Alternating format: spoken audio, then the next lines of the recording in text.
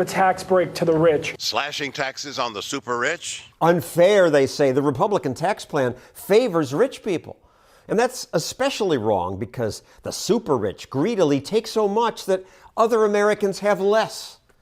But is that true? My goal in life is to be the best part of your day. Jim Caruso's rich. He took over a bankrupt brewery and made it successful by creating a bunch of what I would think were absurd new craft beers like Blood Orange Ale. At the end of the day, you can sit back and sip a beer and just appreciate the beauty of life. Caruso now employs 100 people. His company's worth more than $50 million. Thanks to Flying Dog Brewery, he's now richer than most. Millionaires and billionaires.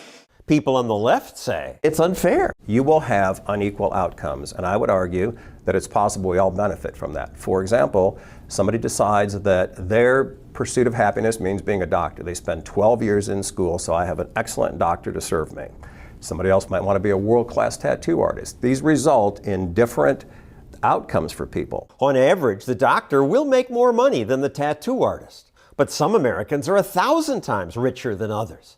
The top 1% has earned 85% of all new income. The top fraction of earners has just about half the assets in this country. This ticks people off. They view it as evil. Think about it this way. Last year I saw that there were 1 billion Apple devices actively being used. And last month I saw that Apple was the first company to be worth $800 billion. Today, Apple is going to reinvent the phone. I was curious, how much was Steve Jobs worth in 2011 when he passed away at too early of an age? $10 billion. I did some quick calculations, rough math. Let's look at those calculations. Steve Jobs earned $10 billion, but Apple sold more than 2 billion devices. That means Jobs collected about $5 for every device. Certainly your cell phone is worth more to you than $5. It must be because you willingly paid several $100s for this.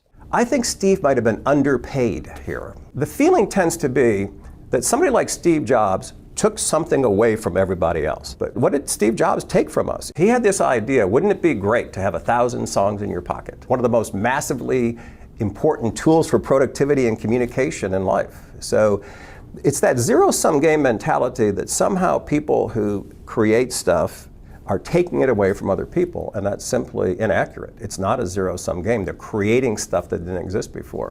They are creating stuff, and unless they collude with government, they can get rich only by making our lives better.